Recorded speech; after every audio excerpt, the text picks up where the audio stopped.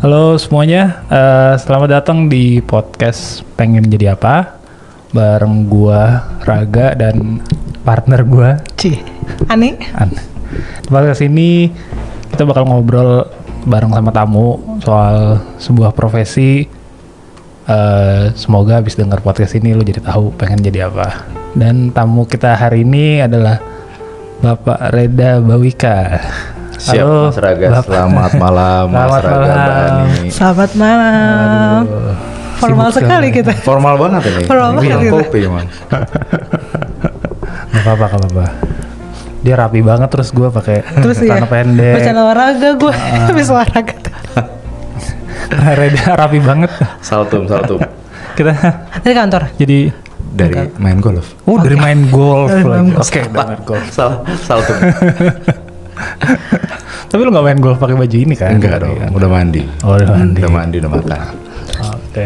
Nah, bareng sama Reda nih kita bakal ngobrolin tentang profesi drilling engineer. Apa tuh, Kak? Enggak tuh. Bener drilling. gua Engineer tuh nyebut. Engineer. Benar. Engineer. Engineer atau Tuh, engineer? engineer kan? Iya. Kok tulisannya Engineer kayaknya kan? dua? Iya, engineer. Engineer. Kok gua baca Lu engineer so sih? tau. Enggak apa-apa. Tiap orang punya aksen berbeda. Oh, Aksen. Aksen Inggris gue itu. Oke. Iya. Aksen Indonesia. Kalau bahasa Indonesia apa? Insinyur. Insinyur pengeboran. Insinyur pengeboran, ya. Insinyur pengeboran. Pengeboran. Berarti apa ST? Kalau Indonesia? Dia nggak ada gelar ininya ya, nggak ada studi formalnya S1-nya gitu. Oh, enggak ada. Nggak ada. Cuman kalau misalnya secara profesi biasanya insinyur pengeboran. Oh, oke.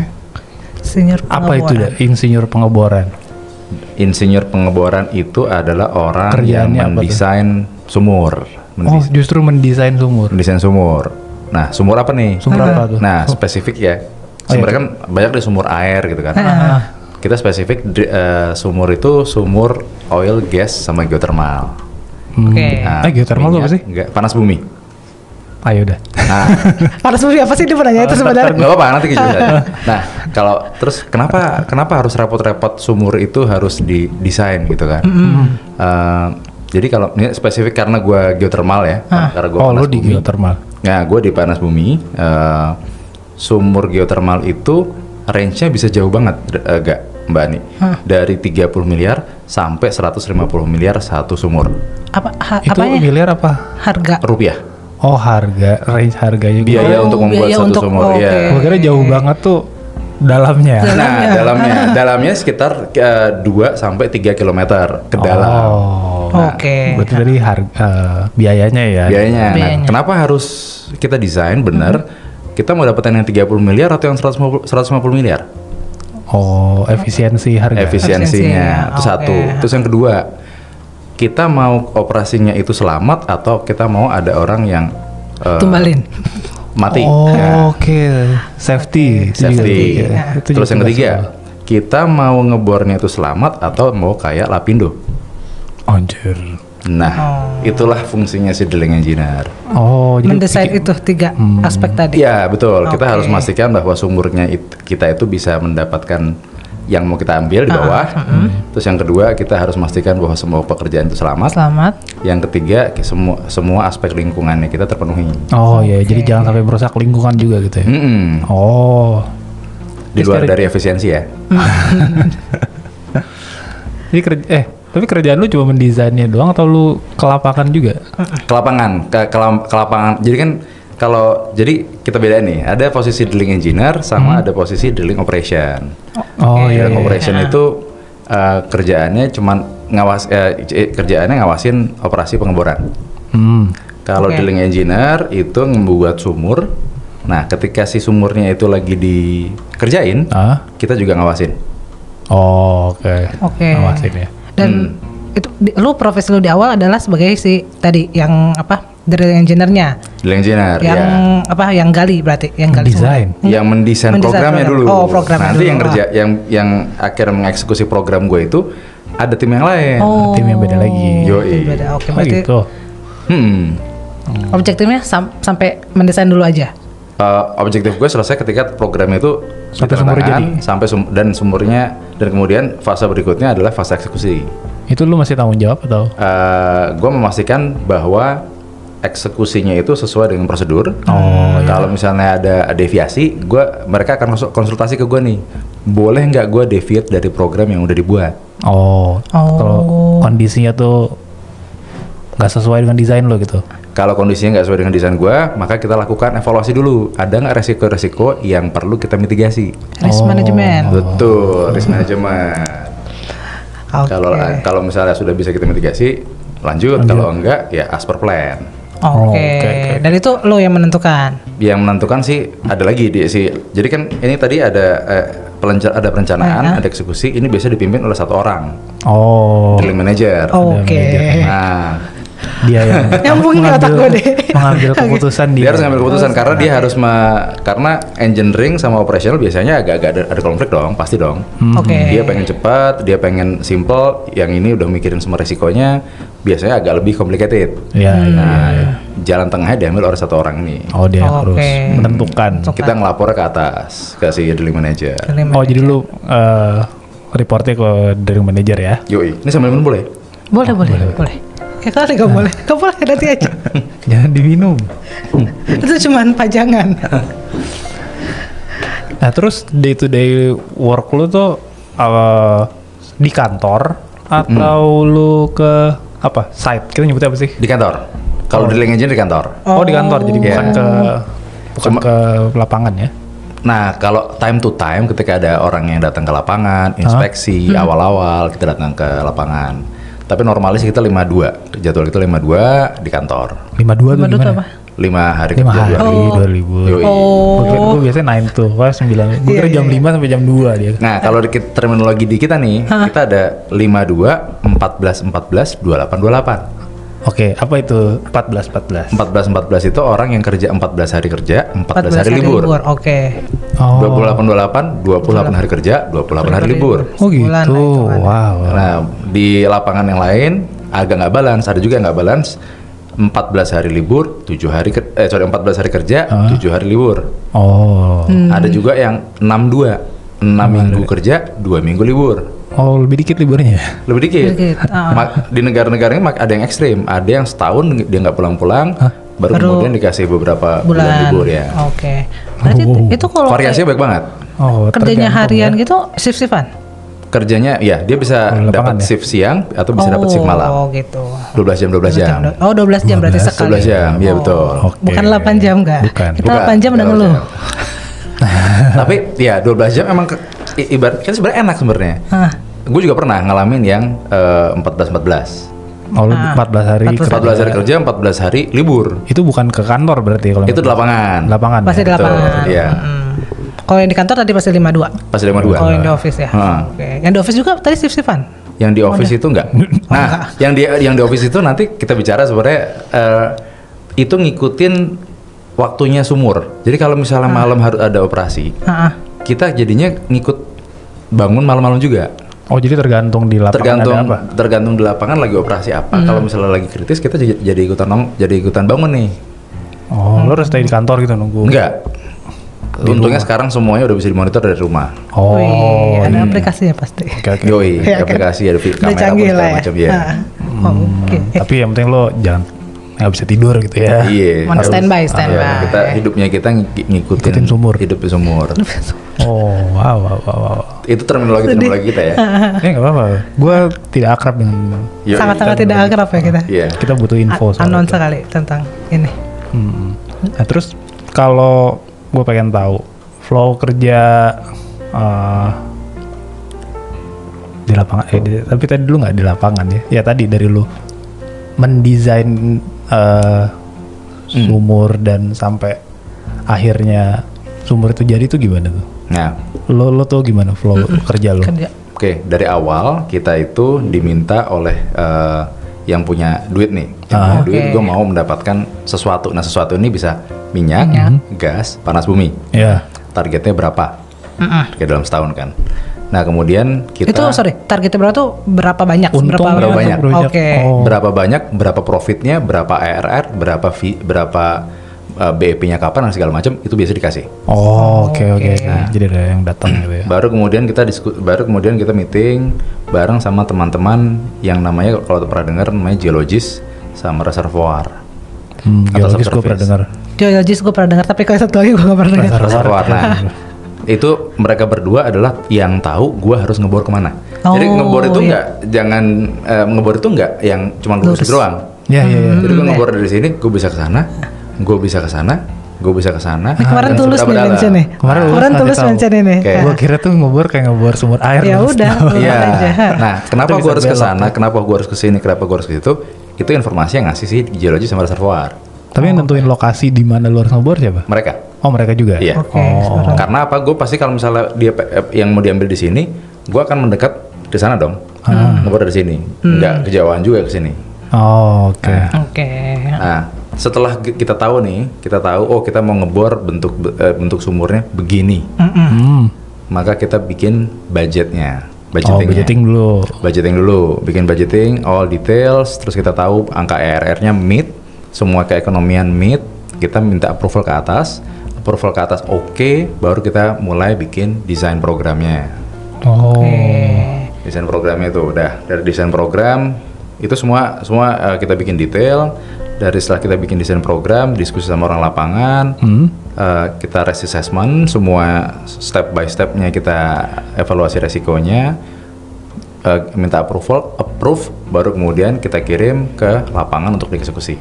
Oh, baru Oke. tuh mulai Yang kerja di lapangan. lapangan. Nah, kita kick off dulu, kita kumpulin semua orang di lapangan, kita kick off, bacain satu persatu, mastiin semuanya oke, panggil perwakilan pemerintah untuk inspect, mereka oke, ngasih green light, baru kita mulai ngebor. Oh, dan nunggu izin itu ya baru mulai ngebor. Kick off. Kalau geothermal range-nya bisa dari 2 minggu sampai 2 bulan satu sumur. Sampai selesai. Sampai selesai, dari awal sampai selesai sumur. Dari awal tuh udah kick off tadi. Ya, Setelah dari kick off ya. dari kita udah mulai panggil itu Panggil, green light, terus mulai ngebor pertama kali, nah itulah hari pertama hari kita. pertama. Selesai itu maksudnya sumurnya jadi, terus Yang tadi. Sumurnya terpenuhi. jadi, terus kemudian energi bisa diambil gitu. enggak, baru belum. kemudian step berikutnya si geologi sama reservoir akan ngetes sumur, Oh, dites dulu. namanya well testing. Oke. Nah, sorry tadi gua kelewatan mungkin. Apa tuh? Jadi kan kita ngebor pakai alat ya, Iya. Ya. namanya rig. Ah. Ya, dia ada sistem alat angkat, alat sistem putar dan segala macam yang ngebuat kita bisa ngebor permukaan tanah yang keras itu sedemikian rupa kan. Nah, ketika kita tadi udah memutuskan bahwa kita mau ngebor di satu lokasi, si alat ini kita moving. Itu biasanya kalau misalnya kebayang ada truk trailer yang gede Iya. gitu, 150 loads, 150 barang bolak-balik pakai 150 truk. 150 truk. Nah, biar kebayang nih. Ya, sebanyak itu. Sebanyak ya. itu. Sebaik itu. Ya Allah. Masuk kan? Masuk ya itu sekitar kira-kira 2 minggu. Moving 2 minggu sampai 1 bulan tergantung Lokasi. tergantung lokasi. Makasih. Kalau misalnya luar Jawa, luar ini yang infrastruktur transportasinya belum Sulit jalan, ya. makin parah. Makin lama. Makin lama. Nah, masuk situ 150 setup, berdiri, Alatnya menaranya berdiri, mulai berdiri, dicek segala macam, dites, semuanya jalan, connect semua pipa-pipa segala macam jalan. Dah, itu termasuk salah satu. Jadi si engineer drilling programnya beres, ininya barangnya siap, ini semua dapat approval, baru jalan. Oh. Baru ngebor. Baru ngebor. Tadi baik lagi deh. Kenapa ngebornya nggak bisa lurus? Kenapa? Bukan harus lurus, kita bisa ngebor lurus. Tapi Maunya lurus atau mau belok? Hah? kenapa emang? Apa perbedaannya? Kenapa harus belok? Kenapa harus belok? Oke. Kita itu posisi kita ngebor itu ditentukan dari apakah di atas ada kampung apa enggak. Oh, harus tanah kosong gitu. Ya, yang kedua lokasinya itu rata atau enggak. Lokasi mana yang paling mudah untuk kita ratakan. Oh iya iya. Yang ketiga izin. Apakah lokasi tersebut tidak masuk ke dalam hutan lindung?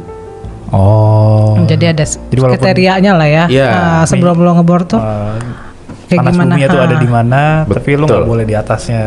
Jadi gini, kalau misalnya gue punya konsesi satu gini ya, mungkin yang izin-izin yang gue bisa bikin untuk nama tempat kita ngebor tuh pet.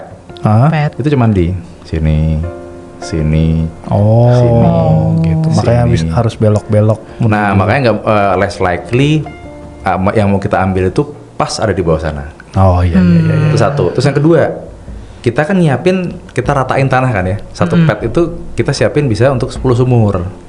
Oke. Jadi kita kerja kalau misalnya permukaan nggak rata kan, yang ini misalnya yang ini gini, sini gini kan, yang ini kita potong, tanahnya kita ambil masukin ke Ya, sini, ngeratain. cut and fill kan, itu kan mahal. Iya. Kalau udah mahal kayak gitu, semaksimal mungkin daerahnya kita pakai buat ngebor banyak sumur sekalian kan. Oke. Nah, kalau yang mau diambil pas di bawahnya, sumur pertama langsung ngebor ke bawah. Dapat udah kan? Iya. Sesuai harapan kan? Nah, 9 sumur yang lain gimana? Oh, beda. Kan mubazir. Kan nggak, kalau misalnya kita ngebor ke bawah lagi, kan udah. Yang Udah. sumur pertama kan udah. Oh, maka lo harus cari pet lain. sumber lain. Bukan pet lain. Petnya di situ. Petnya di situ. Seperti situ, cari jalan lain. Cari target yang lain. Target lain. Nah. Iya. Oh. Gitu, ternyata banyak yang dipikirkan ya. Banyak, variabelnya banyak. Iya, variabelnya banyak. Variabelnya. Resiko dan ya tadi keadaan kondisi tempat dan sebagainya. Sampai tadi tapi yang menentukan ke si orang tadi ya, geologis sama Reservoir. reservoir. Itu emang berarti beda departemen ya sama kalian. Kalian beda cuman Tapi ini kerja udah ada sama nih. ya, Ya udah mereka. ada nih harus ngegali di sini. Ya udah kalian tinggal menyiapin tadi lebih ke persiapan, make sure, izin dan sebagainya. Kalau seluruh. Ke drilling engineer. Drilling engineer memastikan bahwa kita bisa mencapai kita bisa membuat sumur untuk mendapatkan target yang diharapkan sama si geologis sama reservoir. Oh. Tetap. Gitu. Oke. Nah tadi lanjut Mas yang lu ceritain ketika udah sumur udah kebikin, terus tadi apa yang harus dites sama itu? Sama geologis dan reservoir. Nah, Reservoir. setelah sumurnya udah jadi nih, kita pengen tahu sebenarnya sumur ini emang bisa ngalir sendiri apa enggak? Ibaratnya sumur air. Oh, dia nggak bisa ngalir pompa. sendiri gitu. Ada. Kalau nggak Ada yang bisa. butuh bantuan, namanya stimulasi. Oh, harus lo apain tuh? Macam-macam metodenya. Jadi Oh, ada yang iya, bisa kita kasih pressure, ada yang kita kasih, ada yang memang. Nah, gue cerita geothermal dulu kali ya. Ya. Bisa, Beda-beda bisa. soalnya. Boleh. Ya, gue cerita Geothermal. Konsep Iya. geothermal dulu nih. Ah. Konsep geothermal tuh ujung-ujungnya adalah kita mau produksi listrik pakai uap, tenaga uap. Oke. Pernah zaman dulu kecil kita pernah masak air pakai ceret. Iya. Ada misalnya udah matang dia ada bunyi. Ya, uap. Bayangin ditutupnya itu ada baling-baling. Bakalan muter nggak? Iya. Karena apa? Karena uap. Karena uapnya keluar kan? Iya, uapnya keluar. Nah, bayangin di baling-baling itu langsung nyambung ke pembangkit. Oh, itu tuh kayak ngegerakin- turbinnya jadi, gitu. Exactly. Tenaganya. Oh, Oke. jadi Gara-gara geothermal tuh dia begitu. muter menghasilkan listriknya kita pakai Kita masuk ke grid PLN. Oh. Geothermal tuh itu geothermal itu. tujuannya. Yes. Berarti lu ini nyari uap. Gue nyari uap untuk Ngeluarin bisa uap. menggerakkan turbin di power plant gue. Oke. Oke. Uap panas Jadi bumi ngerti berarti gitu. ya. Ah. Nah, Oke. makanya sekarang kalau misalnya gue bikin sumur, yang lu harapkan apa? Kalau lu bikin sumur yang Kalau gue bikin sumur yang menurut yang Gua kita kliennya pengen, gitu ya? yang kita pengen nih, sumurnya itu akan seperti apa? Kalau konsepnya kayak tadi, akan seperti apa? Gue bingung juga. Maksudnya akan menghasilkan. yang lu harapkan yang kalau sumur yang bagus itu Ya. bakalan Berarti seperti uapnya apa? keluar kan? Uapnya keluar dan kuat kan? Iya dan kuat. bisa gerakin si turbin itu. Exactly. Ah. Nah itu Oh, ada yang nggak kuat gitu. Oh. ada yang nggak ada yang kuat, kuat. makanya kita harus modifikasi bukaannya yang harus segini kita tutup. Oh, oke, ada gitu-gitu. Kondisikan lah. Ya, modifikasi. Oke. Kebayang. Terus yang kedua, contohnya ini variabelnya juga. Yang kan ini kan sumbernya kan dari dalam bumi ya. Mineralnya idealnya mineral air gitu kan Iya. ya, nggak ngerusak turbin. Tapi kalau misalnya di bawahnya itu adalah fluida asidik, Apa itu fluida asidik? asam. Oke, asam. Kalau asam di power plant jadinya bakalan ngerusak kan, Rusak ya. Merusak alat lo. ngerusak si power Alam. plant segala macam, logam segala macam. Maka kita perlu treat kan. Oh, si asam itu perlu lo treat lagi. Iya, jadi di dalam sumur itu tidak hanya mengeluarkan si uap aja, tapi kita juga menginjeksikan chemical untuk memastikan bahwa sumur tersebut bisa bertahan sampai umurnya. Umurnya berapa lama Nah, kita expect 30 tahun. Oh. Standar.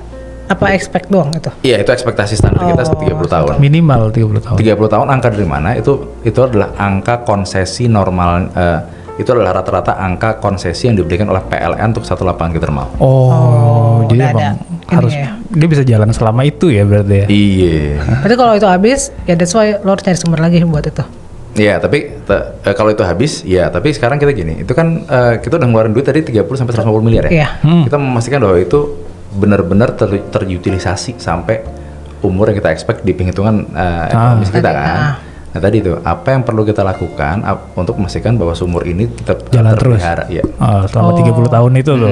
Nah itu, disitulah well testing gunanya. Kita pengen tahu sumur ini karakteristiknya seperti apa, treatment apa yang perlu kita lakukan untuk si sumur ini bisa bertahan sampai umurnya. Oh iya. Ini ilmu baru buat gue. Mind blowing. Tenang. Tapi dia bisa menjelaskan dengan Kenapa cukup gue mudah. masuk kuliah ginian ya? Menarik soalnya menarik. Tahan. Kalau pernah nggak lu kejadian ketika lu ketika lu udah ngebor ya kan, udah ditentuin tempatnya, udah semua preparasi terus ngebor tapi nggak sesuai ekspektasi. Maksudnya gagal lah, misalnya tadi uapnya nggak keluar atau apa. Kencengin tapi tadi katanya. Iya itu Ya hal udah. yang bukannya wajar ya. Gini, kalau kita bicara drilling engineer, tugasnya kita itu memastikan bahwa kita membuat sumur dengan efisien, aman dan selamat. Dapat nggak dapat harusnya udah bukan urusan gua. Kalau gua hit targetnya. Targetnya tadi Targetnya tadi itu udah kan- dicek sama si geologi sama si. Ya misalnya dia di kedalaman 2000 meter, gua harus hit ke titik ini. sesuai Kalau itu hit, aja. gua udah nggak ada. Udah selesai sama situ. Drilling engineer itu udah nggak ada ini sebenarnya. Berarti emang targetnya salah. Oke. Berarti yang dikasih tahu, bisa dibilang yang dikasih tahu sama geologis tadi kurang tepat. Betul. Atau memang apa namanya kan bukannya gimana ya? Kita nggak mau nyalain ya. Geologi sama reservoir itu kan ilmunya memang dengan segala macam simulasi yang dilakukan itu kan sebenarnya kan estimasi. Iya. Kita nggak tahu persis apa yang bisa kita lihat dalam. Ya, di dalam Iya. itu ada apa? Terus ini bedanya oil and gas sama geothermal. Kalau oil and gas itu namanya, pernah tahu ini kan, kalau kita beli kue ulang tahun, krim merahnya ada di satu layer aja kan? Ada di satu layer aja kan? Iya. Iya. Krim putihnya ada di satu layer aja kan? Gue ngebor di sini sama gue ngebor di sini, gue akan ketemu titik merah di titik yang sama, Iya. di kedalaman yang sama. Geothermal layernya begini, Bisa beda berarti.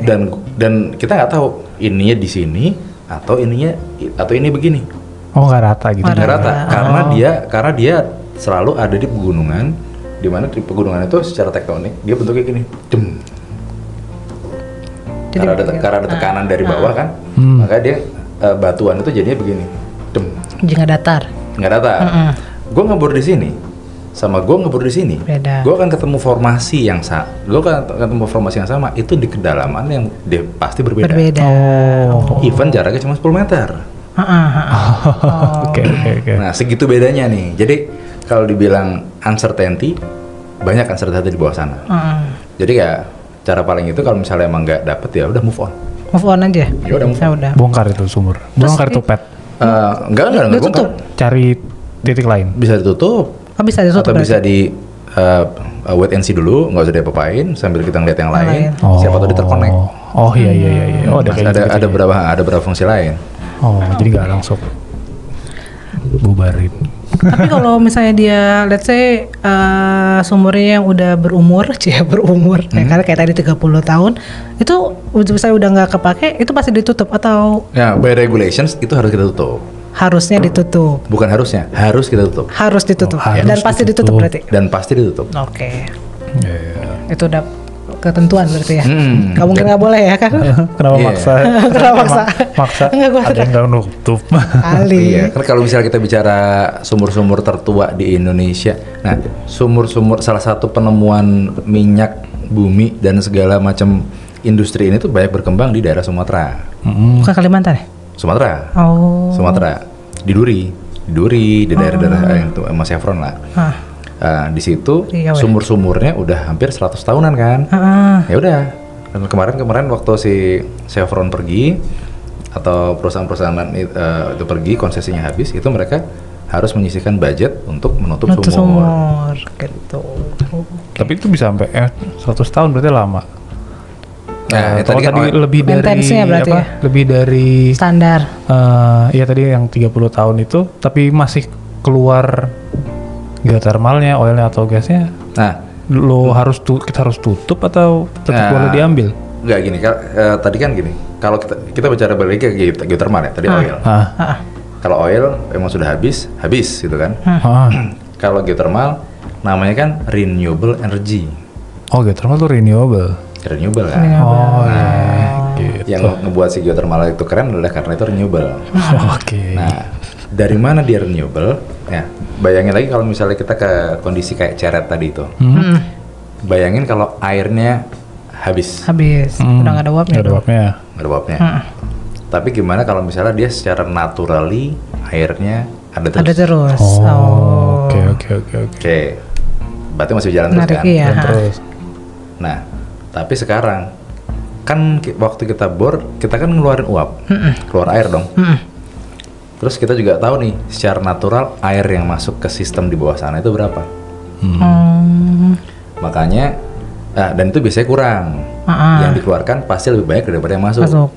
Makanya kita buat satu sumur juga selain sumur produksi, namanya sumur injeksi.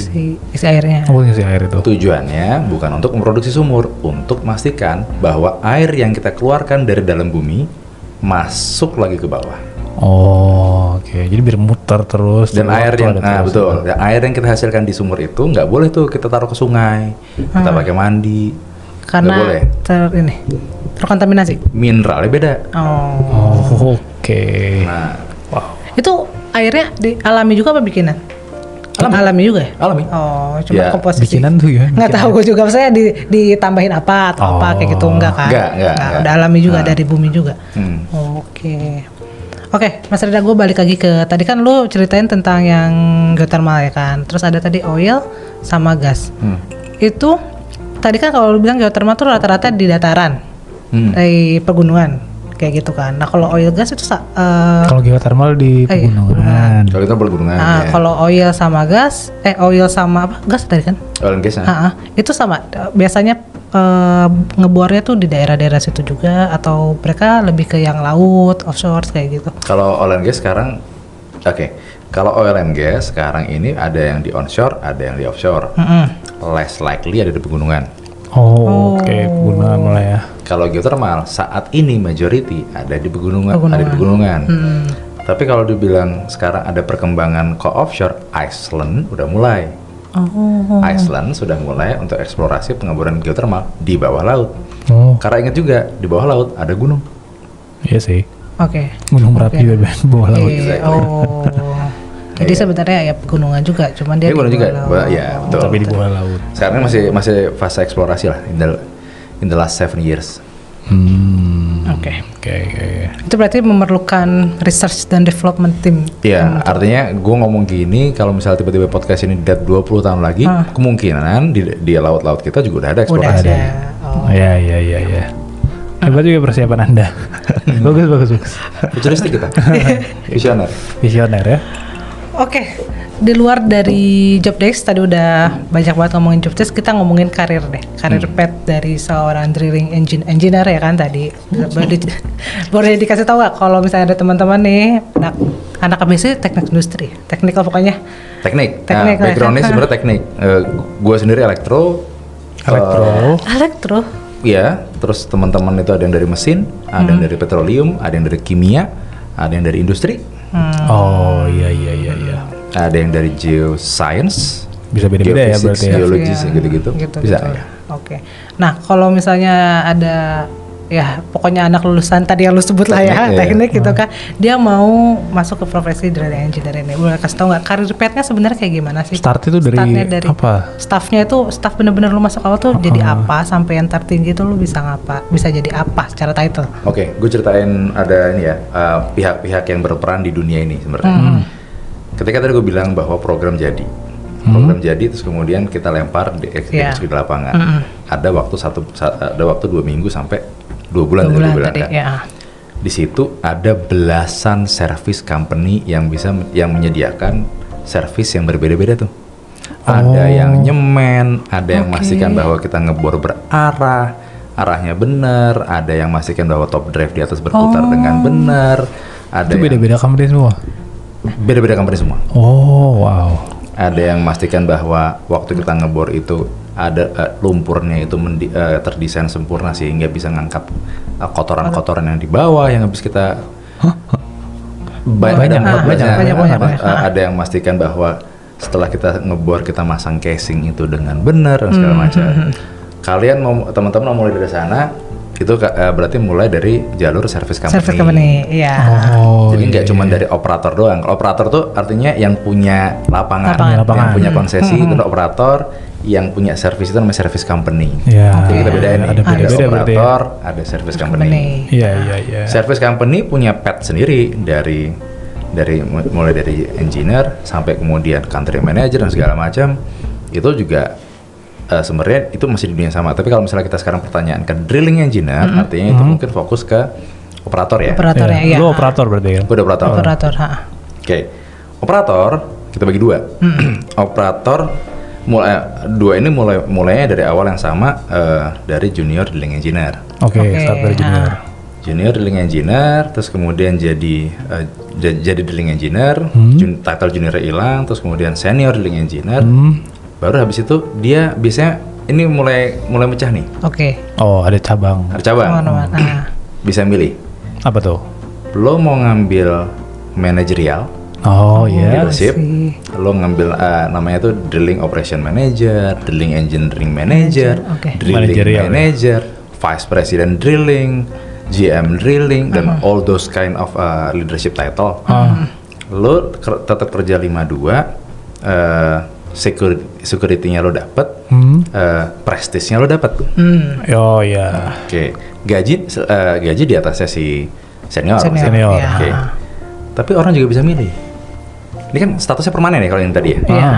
Orang juga bisa milih. Namanya consultant drilling engineer. Consultant drilling engineer kerjanya dikasih kontrak 6 bulan atau per setahun gitu kan. Gajinya biasanya 2 kali atau 3 kali lipat daripada yang manajer yang tadi itu. full time itu, yang permanen tadi itu. Betul. Karena kan tidak ada security yang bisa memegang mereka. Terus, duitnya banyak, biasanya lebih free karena mereka jadinya kan mereka benar-benar tergantung dari project. Terus nggak ada prestis, nggak ada security. Cuman ya banyak juga orang yang suka ke daerah sini. Karena waktu luang mungkin lebih banyak kali ya. Dalam satu waktu dia bisa mengumpulkan uang 2-3 kali lipat. Betul. Bisa buka bisnis lain, ada waktu luang. Betul. Nah, referensi orang beda-beda tuh. Ada yang emang udah suka dengan leadershipnya. Posisi, gue pengen jadi leader. Gue pengen punya anak buah, gue pengen punya teman-teman yang ya bisa bisa dibimbing. Betul, dibimbing. Gue pengen punya komunitas, gue pengen punya posisi. Misalnya dia emang suka di perusahaan tersebut gitu ya. Ya emang dia pengen ngejar posisi yang lebih tinggi lagi sampai chief operations misalnya. Sampai pakai BOD lah ya. Bisa jadi, cuman chief operations biasanya kalau kayak ini. Kalau ya nanti udah sampai ke posisi teratas, terekspos, kita belajar lagi tuh akhirnya kan, belajar HR, belajar finance, baru kemudian bisa ke BOD. Lebih ke manajerial benar-benar si level saya benar-benar manajemennya perusahaan tersebut. Betul. Gitu ya. Ini kita pause dulu bagaimana? Oh enggak. Oke. Kan jadi biar. Gak apa, kalau kayak gini gue cukup mudah buat ngotong. Nah, kalau lu sendiri Mas Reda, kan kalau gue lihat di CV lu di LinkedIn sih. Ntar dulu. Apa? Kalau lu pilihnya tadi, kalau lu kemana? Oh iya, kalau lu kemana? Kalau gue, nah ini pertanyaannya pas banget karena gue itu kerja terakhir itu tanggal berapa sekarang? Tanggal berapa? Tanggal 6 ya? Tanggal 6 September. 6 hari yang lalu gue udah selesai. Baru banget kan nanya tanggal. Iya maksudnya 6 hari kemarin. Jadi gue udah ngerasain dua-duanya nih. Bukan dua-duanya lah. Gue pernah jadi pegawai permanen. Dari Januari 2021 sampai kemarin tanggal 31 gue jadi konsultan. Oke. Jadi udah dua-duanya. Gue sekarang keluar untuk mendirikan bisnis di bidang yang sama. Oke. Gitu. Jadi kalau mau milih gue, ya nggak dua-duanya. Gue pilih yang lain. Yang lain. Tapi lu sudah merasakan dua-duanya. Iya. Oke. Berarti lu mendirikan perusahaan saat ini ya kan, mendirikan perusahaan yang berhubung, yang tadi lebih ke operator. Untuk yang model atau operator. service company. Apa ya? Jadinya service company untuk bisa menyediakan service drilling, company. ya, drilling engineering konsultansi ke operator-operator. Operator. Oh, lebih ke yang tadi service industrinya ya. Services. Tapi langsung ke operator. Langsung ke operator, iya. Iya. Sama lah kayak IT juga bisa kayak gitu. Ya sebenarnya sama kayak, ya jadinya gue sama kayak service company yang lain. Iya, ya. kayak Gue service company menjadikan yang service lain. ke operator ya. Oke. Tadi gue lupa. Maaf ya saya memotong. Ya udah itu aja, nggak apa-apa soalnya nggak ada di pertanyaan. Oke, nah kalau misalnya tadi itu karir path ya kan bisa dua, mau konsultan sama yang tadi permanen. Nah kalau dari misalnya ada anak baru yang mau join atau mau ke lebih ke yang operator kali ya. Nah biasanya ada tes kah atau apa? Biasanya kan kalau gue pernah baca tuh harus kayak ada sertifikasi apa sih, kalau lu mau offshore tuh harus ada sertifikasi kayak apa tuh? Training, emergency training certificate, BOSI, ET dan minimum industry safety training kayak gitu. Kalau fresh graduate ya? Iya. Kalau fresh graduates, beberapa sekolah udah mulai menyiapkan lulusannya dengan sertifikasi. Oh yang udah. Ada K3 umum dan segala macam. Tapi pengalaman gue sih sampai saat ini sebenarnya jadi mereka itu sebenarnya mereka once masuk tes lulus, mereka akan di training juga. Oh, ketika sudah masuk tapi ya. Ketika sudah masuk. Udah diterima. Iya, jadi sebenarnya kalau fresh graduate yang dilihat itu adalah ketertarikan dia terhadap industrinya dulu. Seberapa sering dia ikutan lomba, seberapa sering dia Lomba. Ada lomba-lomba. Dulu waktu zaman kuliah kan banyak lomba-lomba. Tapi gak berhubungan sama trading kan maksudnya? Udah berhubungan. Udah mulai berhubungan. Oke. Lomba ngebor. Beda. Bikin rig, desain rig. Iya, pokoknya berhubungan sama. Berhubungan ya, betul ya. Betul. Atau mungkin reservoir dan segala macam itu sebenarnya masih related kalau itu. Oke. Terus kemudian seberapa sering dia ikutan organisasi yang berbau ini gitu, Industri itu. Tuh. Seberapa sering dia membuat paper terkait dengan ini. Wow. Nah, itu sebenarnya Nilai dari situ ketertarikannya. ya ketertarikan situ. Biasanya kalau biasanya sih secara nggak langsung tiga-tiganya ini kalau misalnya diikuti, ya pasti emang kelihatan tuh emang dia excited. Aktif gitu ya di petnya di industri ini gitu Iya. kan. Oke. Kalau lu dari dulu udah memang tertarik di industri ini. Kalau gua sebenarnya awalnya gua masuk sini adalah menurut gua renewable energy itu seksi, future maksudnya umurnya juga masih panjang. Dan menurut gua kok keren aja gitu kalau gua bisa contribute di renewable. Oh iya, ada Kayak energi bersih gitu. Oh iya. Nah, makanya dulu tahun 2009 dapat kesempatan magang di Chevron Geothermal. Udah suka itu. Cuma nggak ada lowongan waktu itu kan. Oh lu magang doang. 2010 berangkatlah ke Manchester ngambil kuliah tentang Advanced Control Systems Engineering. Di sana tuh kebetulan lagi rame-ramenya itu renewable acara renewable. Saya kira bikin TA gimana caranya biar masuk ke situ lah. Bikin turbin angin. Turbin angin.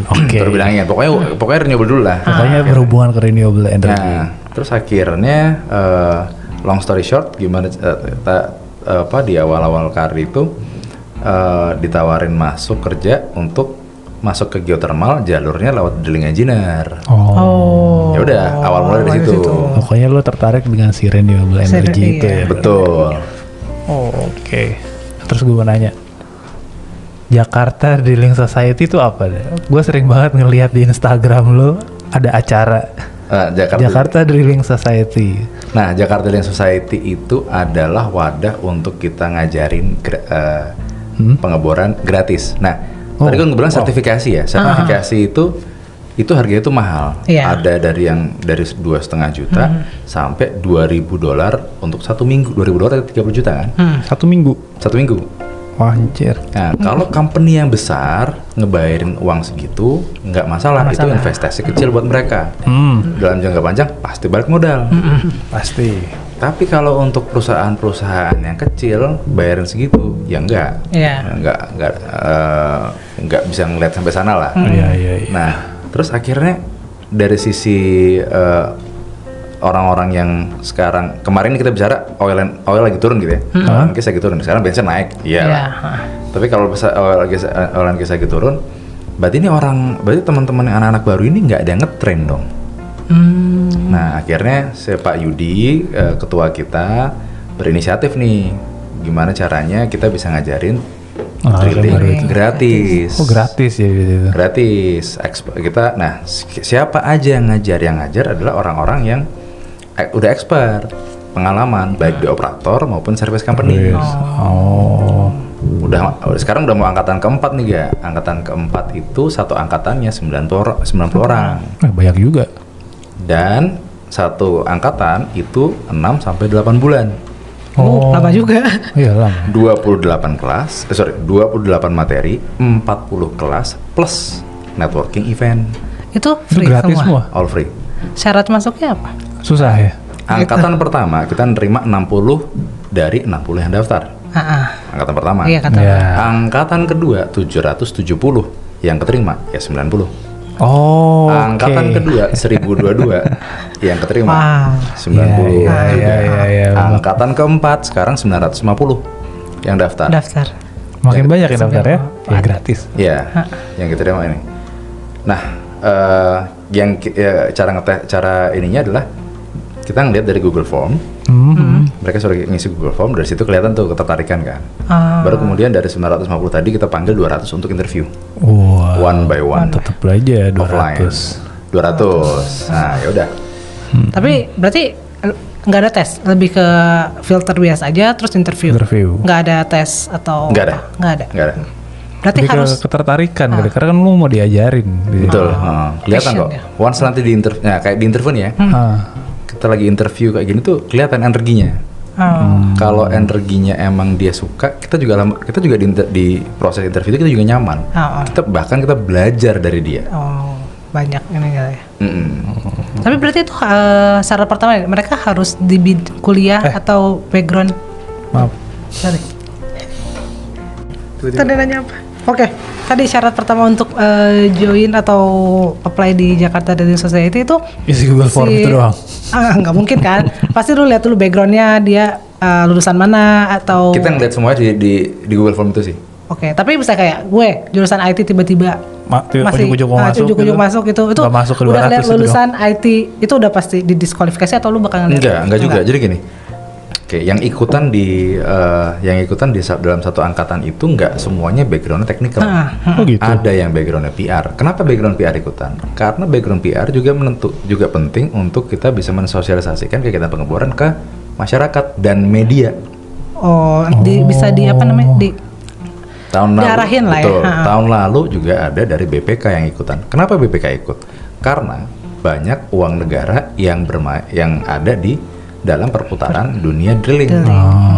Oke, jadi kita merasa perlu untuk mengedukasi berbagai sektor untuk memastikan bahwa drilling operations itu berjalan lancar. Oh jadi nggak harus tadi technical. Isinya dari satu angkatan itu ada dari operator, ada dari service company, ada dari PLN, ada dari SKK Migas, ada dari EBTKE. Jadi ada pemerintah, ada swasta, ada lembaga finansial karena minjemin duit. Betul. Berarti keren juga ya. Iya. Keren. Bukan keren juga, ini keren. Keren. Mantap. Nyoba apa gue?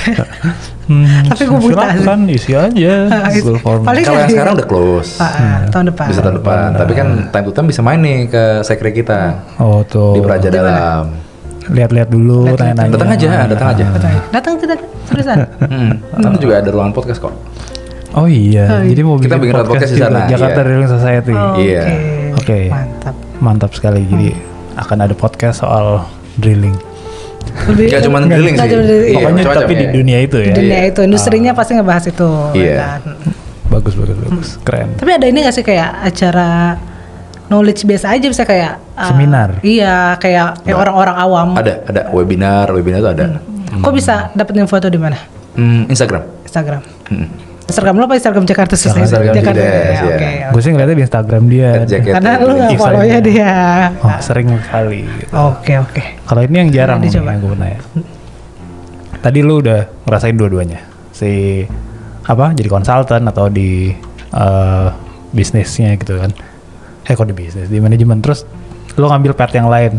Lu bikin bisnis sekarang. Nah, itu tuh bisnis lu jadi service company tuh ngapain? Si apa namanya tadi? Arcadata. Iya. Arcadata. Oke, jadi si Arcadata ini kita ada beberapa service. Kita menyediakan drilling program seperti yang gue kerjakan dulu. Oh iya, mendesain itu. Jadi sebenarnya dalam proses pembuatan drilling program itu biasanya tidak hanya satu pihak yang terlibat, tidak hanya operatornya saja yang terlibat, tapi ada pihak eksternal. Dia peer review dan segala macam. Nah, gue bisa memberikan jasa untuk peer review atau bahkan mendevelop si drilling program tersebut. Oh, Itu satu. Yang kedua, pembuatan dokumen tender yang nilainya puluhan juta dolar itu juga butuh proses yang panjang yang melibatkan banyak pihak. Gua juga bisa bikin. Oh, lu bikinin itu ya? Ya, budgeting drilling juga kita bisa buatkan. Oh, banyak servis ya. Yang keempat, efisiensi drilling. Gue pernah ngebor satu sumur itu di angka 30 miliar, 2,2 juta dolar. Rata-rata nasional itu di angka 6 sampai 8 juta dolar. Artinya kita pernah ngebor yang cepat, kita juga tahu ada yang bisa kita improve gitu ya. Nah, kita nanti akan sharing apa yang bisa kita improve dari masing-masing kegiatan dari masing-masing kegiatan di pengeboran tadi. Oh gitu. Yang kelima. Oh, ada lagi. Yang kelima. Lesson learn. Nah, kita sudah berpengalaman untuk mengebor di lapangan-lapangan geothermal di Indonesia. Ada 4 atau 5. Pembelajaran dari kesalahan-kesalahan sebelumnya juga bisa kita share ke klien. Benar. Yang menyediakan jasa lah di bidang itu. Oke. Nah, kalau saran, lo ada saran nggak buat? Lo kan udah sangat berpengalaman itu kan baik operasional, konsultan, terus sekarang lu udah mendirikan bisnis lu sendiri dan punya komunitas juga yang luar biasa besar gitu kan. Nah, saran nih buat teman-teman yang baru mau mulai, yang mau menyentuh dengan drilling engineer ini gitu kan, untuk ya mungkin lu bisa jadi role model dia setelah mereka dengar ini. Sarannya apa buat mereka? Kalau ya pertama, kenali diri teman-teman dulu, bener nggak suka di industri ini. Tapi kan lu juga cuman tadi berawal dengan keren, kayaknya keren seksi nih ya. Tapi gara-gara menurut gue keren, gue bikin conference renewable energy tahun 2011 di Inggris waktu itu. Jadi lu bikin event itu? Gue bikin event itu. Dia tidak tanggung-tanggung bikin event conference di Inggris. Oke. Nah, artinya di situ gue sudah kenal diri gue bahwa gue beneran suka. Makanya mengenali ya segitunya ya. Nah, jadi sebenarnya selalu hal yang gue sampaikan adalah teman-teman kenali diri kalian dulu dengan cara apa? Beberapa cara ya, ada beberapa cara. Misal satu, bikin dream board. Dream board. Mau jadi apa? Nanti akan pengen jadi apa? Pengen jadi apa? Di akhir-akhir. Nah, nanti kemudian akan turun ke bawah. Dimulai dari mana? Satu. Terus yang metode yang kedua, ya udah ikutan lomba. Beneran nggak di situ? Untuk ngetes ya? Iya. Yang ketiga, volunteer di organisasi yang di industri ini. Volunteer aja, terserah mau jadi ngajar mau jadi ikutan jadi IO mau jadi bantu-bantu buat ini itu aktif lah ya. Jadi lo tahu berkontribusi. Betul. Yang keempat, ikutan paper. Nah, kalau empat-empatan ini bikin paper. Bikin paper. Bikin kertas dari daun gitu kan gitu ya. Research gitu. Waktu makin sekarang tuh makin baik deh event-event kayak gitu. Nah, kalau dengan kita ngikutin empat-empatnya ini, dikelilingi sama orang-orang yang ada di industri ini, biasanya kalau emang kita udah suka, itu akan makin suka. Iya. Kita adalah, gue percaya kita adalah 5 orang di sekitar kita. Kita akan menjadi 5 orang di sekitar kita kan. Nah, kalau menurut kita terinspirasi oleh lingkungan kita ini, waktu kita mengikuti ini, ya udah, berarti this is for you. Dan dari situ aja, ini sudah menjawab langsung. Kalau masuk ke industri ini, network inilah yang akan ngebantu. Pada dari 3 ini. Betul. Iya benar. Langsung itu udah mostly di sini tuh caranya adalah ya ada interview pasti. Tapi all of those proses itu pasti ada yang bisa dibantu dengan teman. Oh iya. Iya, setuju gue setuju. Iya selalu kan. Jadi ketika sudah aktif pastilah itu pasti ada jalan itu. Ini bagus sarannya. Ini kayak gue ngena juga kayaknya. Itu bisa diaplikasiin nggak cuma ke bidang ini ya. Ke semua ya. Ketika ke lu semua gitu kan yang mau jadi apa, bikin dream board. Ya. Dream board. Kenalin diri lo. Nah deh. Kayak gue harus bikin dream board. Kayak gue juga harus. Gue pengen jadi apa ya? Itu harus masuk ke dalam satu sesi karena banyak banget gue apa ya? Gue sendiri juga banyak pertanyaan-pertanyaan yang akhirnya sebenarnya nggak perlu gue tanyakan ke orang ketika gue kenal dengan diri gue sendiri. Tapi menurut gue susah gak sih? Menurut pengalaman lo deh. Menurut gue kayak gue lagi fase itu. Diri sendiri. Exactly. When you make your own dream board, itu nggak akan secepat itu karena lo akan berkonflik dengan diri lo sendiri. Iya. Harus benar-benar jujur ya. Lo harus jujur. Lo harus sendirian. Oke. Ya itu nanti itu jadi gue diajarin tuh zaman kuliah sama grupnya inilah sebenarnya Isaac. Isaac. Oke. Terus itu apa selain itu juga ada seminar yang gue waktu itu akhirnya gue bikin lah tuh dream board. Pertama tuh waktu gue tulis ke tahun 2050 gue pengen atau enggak 2050 waktu gue umur 50 gue pengen punya apa. Oh iya. What you want to be as your ultimate goals. Untuk menjawab pertanyaan itu kan lo nggak bisa langsung kan? Enggak. Lo mikir kan?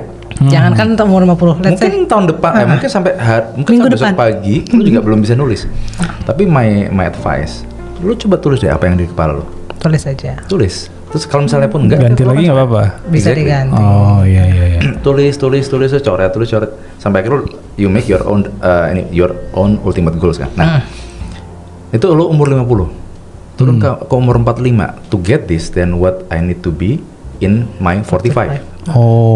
To be this, then what I need to be at 40. Turun terus. Itu oke. Wah, gue tinggal dikit dong berarti. Enggak juga. Atau lo bisa geser ke. Tapi gini. Ini waktu yang gue itu ya, yang gue pelajarin dan buku yang gue baca waktu itu adalah apa itu bukunya? Ini research umum sih. Research umum. Jadi ada dari gue lupa ya angka 30%. Tapi dari 100 Harvard students yang disurvei, 3 yang menuliskan semua impiannya dia itu. 3 dari 100 atau gue lupa 30 atau 3 dari 100 atau 3 dari 100 itu total net worth-nya dia, kekayaannya dia itu 3 orang ini lebih tinggi daripada ini dikumpulin. Hanya karena dia menuliskan dia. Karena dia menuliskan. Iya sih. Nah itu. Lebih konkret karena kalau ditulisin atau daripada lu cuma ada di pikiran lu doang. Kepala doang. Betul. Itu satu.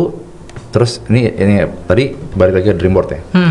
Umur 50, 45, 40, 35 dan atau lo bisa buat versi lo ya.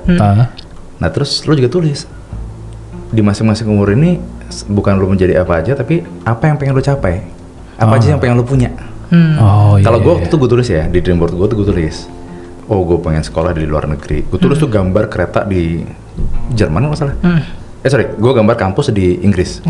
Terus kemudian gue pengen nikah anak 2 istri cantik. Sekarang anak gue 3 gitu kan. Nah terus istri cantik kan? Istri cantik. Iya. Gak disebutin nama dia. Iya istri cantik. Terus habis itu gue juga pengen punya sekolah. Puji Tuhan gue punya JDS. Ya sama-sama berkontribusi mengajarkan orang ya. Ya tapi that's also a school. Nah terus gue pengen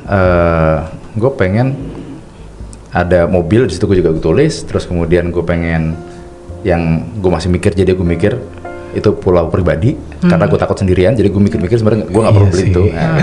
Cuman maksud gue most of the tapi lo tulis ya? Yang tulis itu sudah tercapai sekarang. Faster than you thought, faster than I thought. Betul. Iya sih. Oke, pulang dari sini gue akan nulis. Ya tapi gini, pastikan tuh jadi. Nah itu pastikan tuh jadi. Lama nggak apa-apa. Pastikan tuh jadi. motivasi diri buat lo ya itu. Iya. Tapi berarti lo mengevaluasi itu kayak lu setiap tahun kah atau apa? Enggak juga. Nah, tapi kapan terakhir gue bikin itu? Gue terakhir gue bikin 2 tahun yang lalu. Oke. Enggak, tapi kayak tadi kan lu Harus revisit Itu lagi. ya, Revisit ya? itu live dokumen. Itu live dokumen. Lo bisa bikin, lo bisa ganti kapanpun. Tapi the point adalah satu, itu adalah proses untuk gue kenal dengan diri gue sendiri. Oh, Yang kedua, lo tulis ya. gue meminta alam semesta untuk membantu gue. Gue minta Tuhan dan alam semesta untuk membantu mendapatkan apa yang gue harapkan. Kalau gue sendiri nggak tahu apa yang gue harapkan, apa yang bakal digaruin sama Tuhan? Iya. Apa yang bakal lu minta? Iya, ya kan? iya. Exactly. Kadang gue minta A, kadang gue minta B. Tuhan juga bingung. Nah, Nah, itu. Lebih konkret jadinya. Kalaupun bahasannya mantap ya. Ntar lah kita kalau main ke sekolahnya dia. Yoi, boleh banget. Gede kok. Kita punya ruangan gede, taman gede. Terserah mau lo apain. Enggak. Sharing lebih. Saya kira kita tuh 900 rumah 900 meter. Majority outdoor room. Oh. Pengajar-pengajar berarti di luar? Ngajar di dalam. Ada di dalam. Ada kelas di situ. Pokoknya kita umpuk-umpukin. Umpuk-umpuk saking banyaknya ya. 90 orang. Umpuk-umpuk Pokoknya harus muat ya. Oke, Mas Reda, balik lagi nih ke awal tadi, kelupaan nanya. Lebih ke tadi ketika kita ceritain lu baru mau mulai fresh graduate, baru mulai menjadi drilling engineer gitu kan. Back then deh ketika lu waktu itu awal jadi itu, range pendapatan lu berapa? Di angka berapa pada saat itu? Buat yang baru mulai nih. Baru mulai. Gue akan cerita Dulu. ya.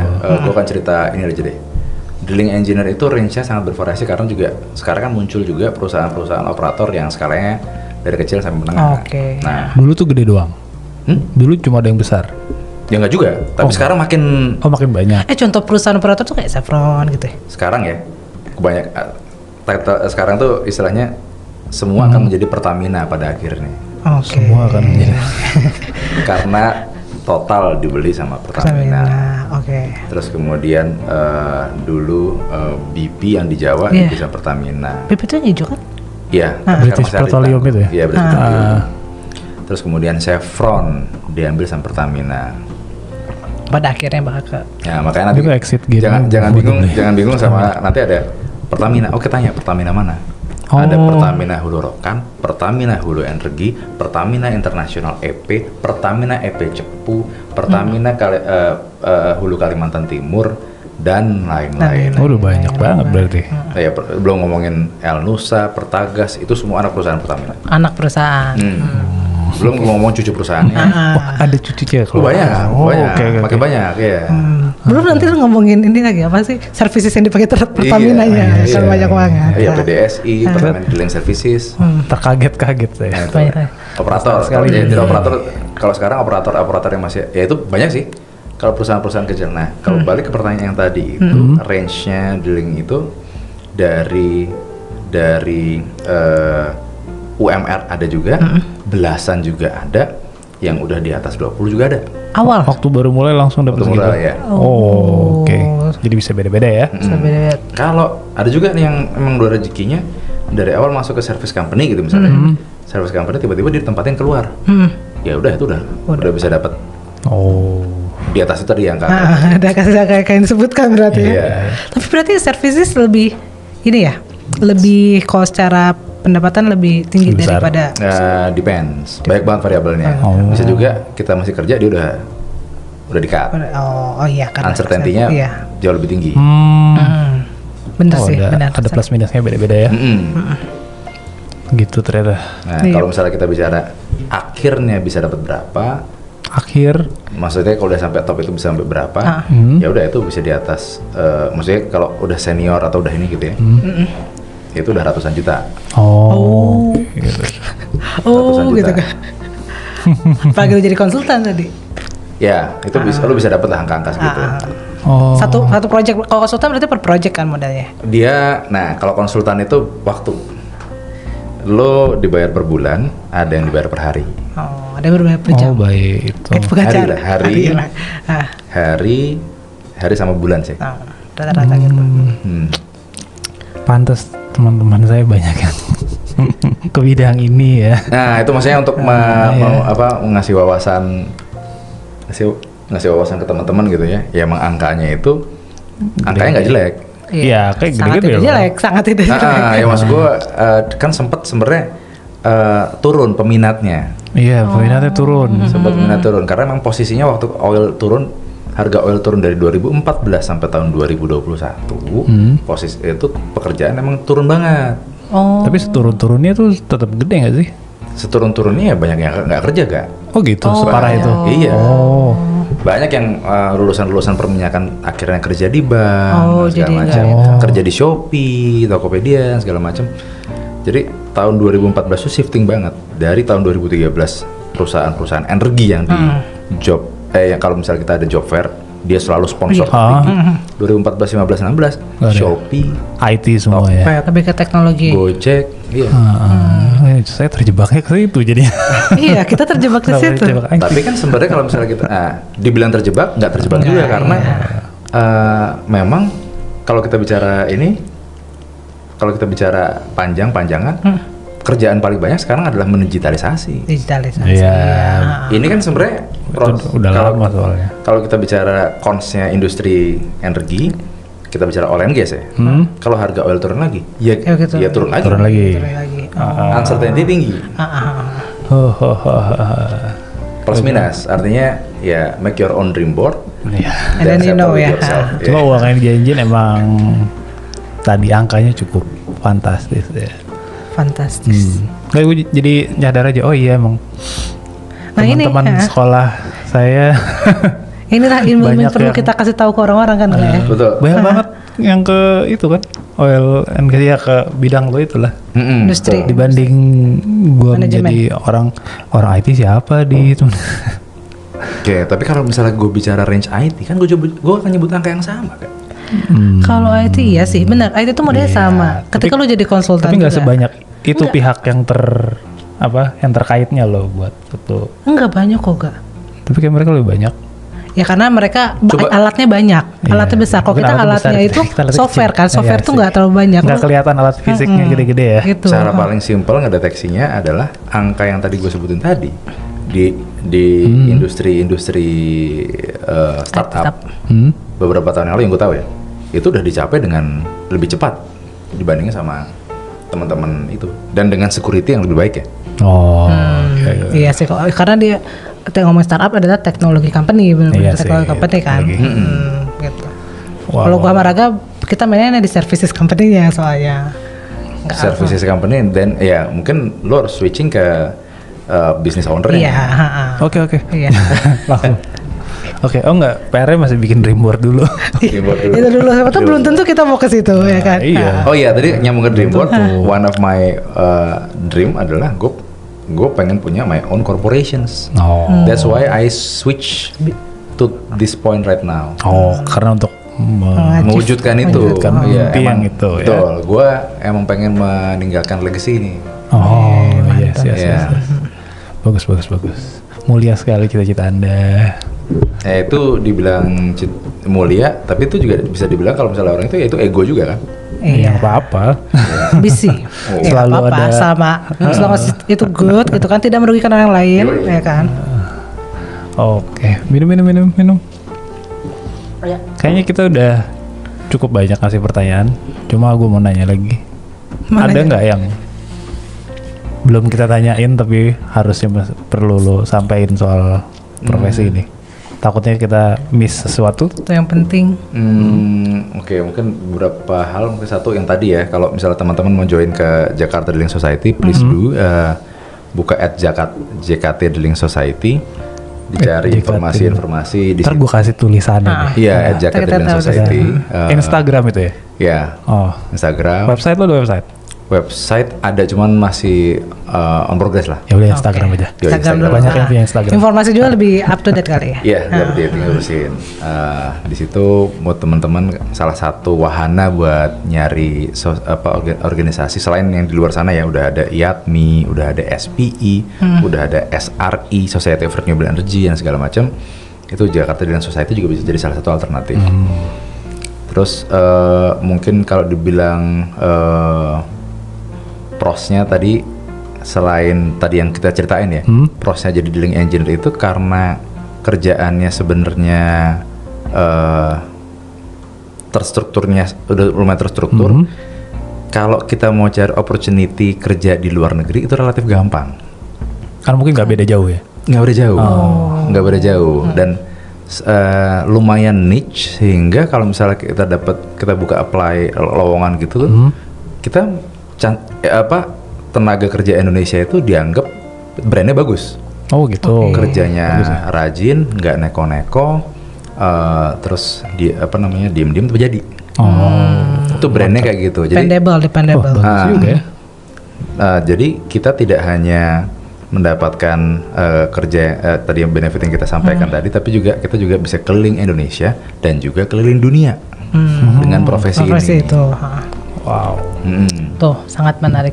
Nah, terus yang ketiga, kalau kita bicara drilling engineer geothermal, itu kerjanya lapangannya itu di gunung, bukan di daerah yang panas. Kalau di gunung artinya apa? Itu udah kerja semi liburan sebenarnya. Oh adem. Pagi Healing. pagi, iya benar bangun pagi, nikmatin kopi, ngelihat sunrise di gunung. Itu tiap pagi. Healing, jadi lo kerja sambil healing ya zaman sekarang anak-anak gitu. Jadi itu menikmati itu kalau misalnya emang itu nikmat banget.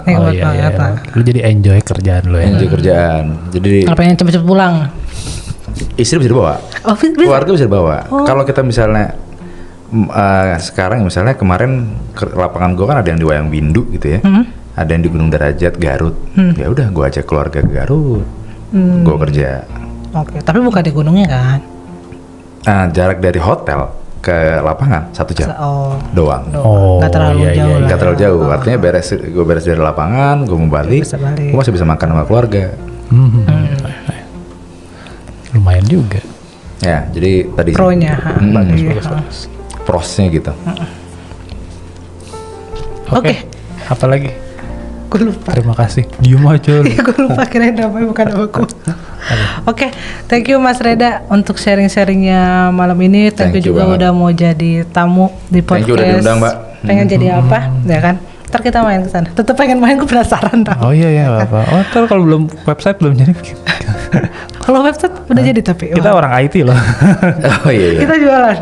Sponsor kita juga lagi banyak loh, jadi bisa ada budget buat beneran website. Kita orang IT. Kalau ada hal-hal mengenai IT bisa tanya ke kita. Kalau mendekat biasanya kita akan kasih kerjaan. Oke. Bagus. Bisa diatur lah ya.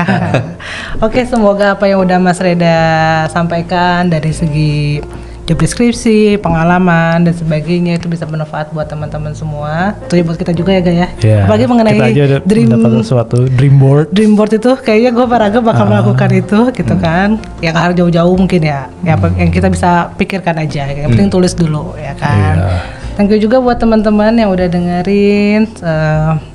Kalau ada pertanyaan, saran atau request mau bahas profesi apa, nanti kirim aja ke email kita. Emailnya ntar ada di deskripsi kok. Oke, thank you. Thank you Mbak ya. Sampai jumpa. keluarga. Thank you. Mbak Ani, makasih banyak. Sama-sama, kita ya makasih. Aduh.